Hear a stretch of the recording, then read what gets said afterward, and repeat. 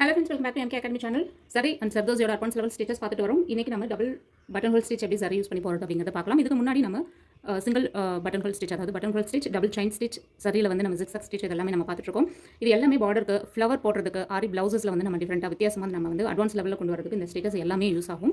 இன்னைக்கு double button hole stitch போடுறதுக்காக நான் இங்க 3 லைன் போட்டுருக்கேன். அதுல நம்பர்ஸ் போட்டுருக்கேன். உங்களுக்கு எப்படி ஈஸியா அண்டர்ஸ்டாண்ட் ஆகும் அதுக்காக.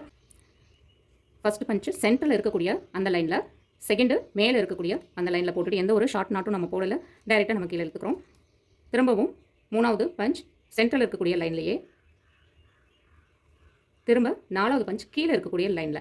இது ஃபஸ்ட்டு சிங்கிள் பட்டன் ஹோல், இது வந்து செகண்ட் டபுள் பட்டன் ஹோல். அதுக்காக தான் இது வந்து நம்ம டபுள் பட்டன் ஹோல் அப்படி சொல்கிறோம். ரெண்டு ஈவனான லைன்ஸ் கொடுத்து ஸ்டிச்சஸ் வந்து நம்ம ஃபினிஷ் பண்ண போகிறோம். அதுக்கப்புறம் கீழே இருக்கக்கூடிய இந்த லைனில் ஃபோர்த் நம்ம பஞ்ச் பண்ணதுக்கப்புறமா திரும்பியும் மேலே கொண்டு போய் ஃபிஃப்த்து நம்ம இங்கே தான் பஞ்ச் பண்ண போகிறோம். சேம் அதே சென்டர் லைனில் பஞ்ச் பண்ணிவிட்டு அதுக்கப்புறமா சிக்ஸ்த்து பஞ்ச் வந்து இந்த இடத்துல 2 3 4 5 6 1 2 3 4 5 6.